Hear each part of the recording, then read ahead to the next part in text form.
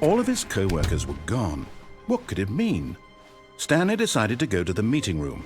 It takes a lot of humility to carry a bucket so magnificent. Stanley checked his ego and then proceeded onward. Stanley clutched the bucket tightly to his chest and entered the door on his left.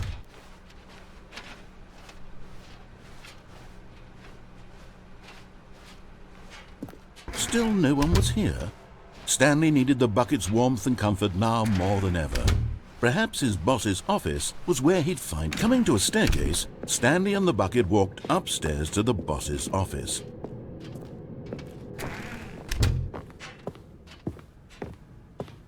Stepping into his manager's office, Stanley was once again stunned to discover not an indication of any human life. Crushed by, but Stanley guessed the correct code by sheer luck. Was it that the bucket knew all along? Was the bucket guiding him? Yes, this is certainly the most logical explanation.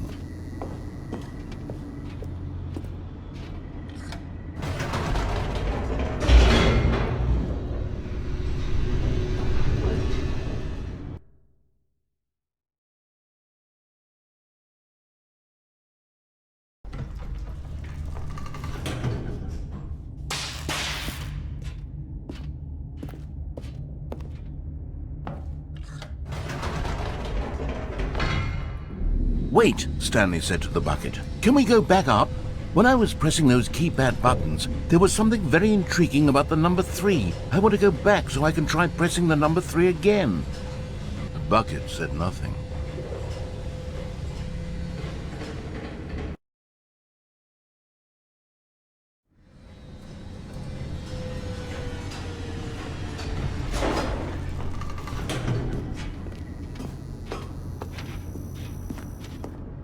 Here we are, said Stanley. Now I'm going to try out that number 3 button.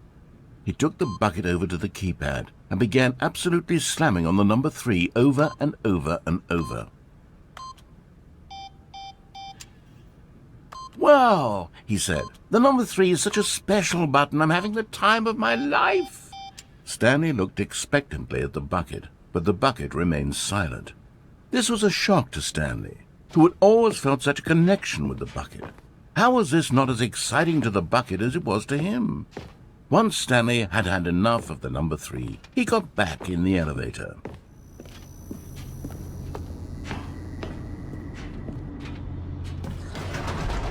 Perhaps the bucket had missed something. Perhaps it had not seen how much joy Stanley got from slamming the number 3 repeatedly.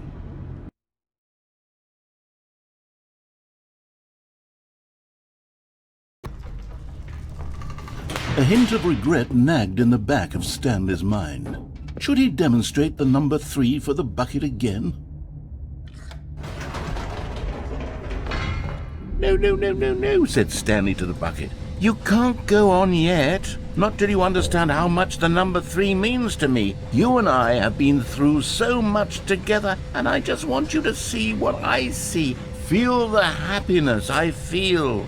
He smiled at the bucket, and the bucket said nothing.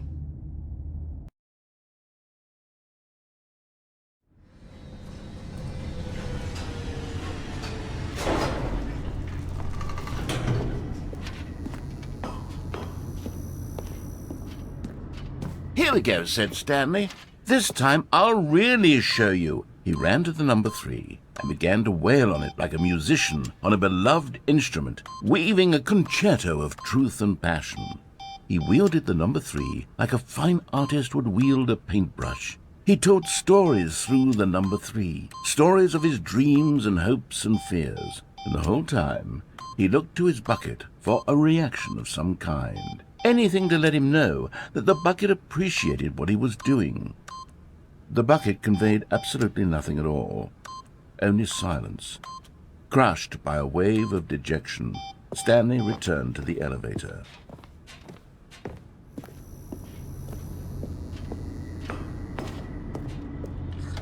Stanley and the bucket were so close. They'd always been there for one another. Why suddenly could the bucket not connect with this passion of Stanley's?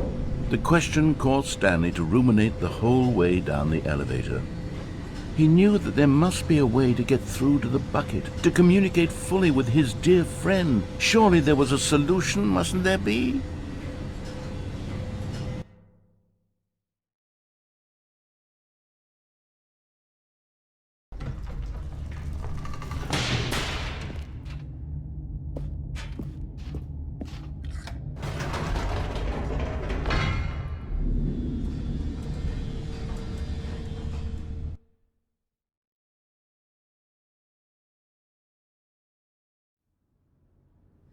"Ah," said Stanley, "I know what to do.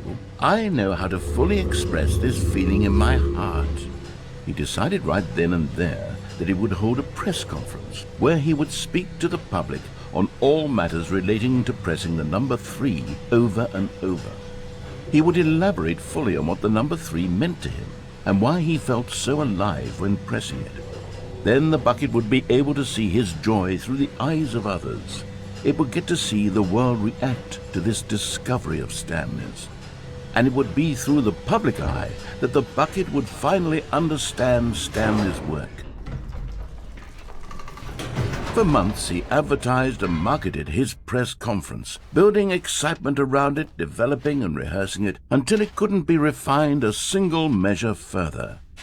When the big day arrived, Stanley was as prepared as he'd ever been for anything in his life.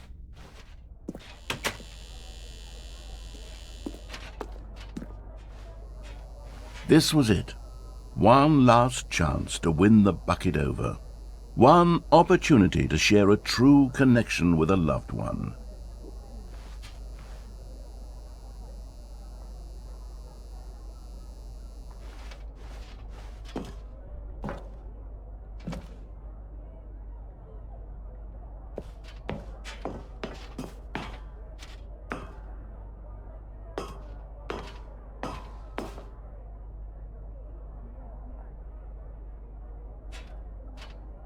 There was no one here.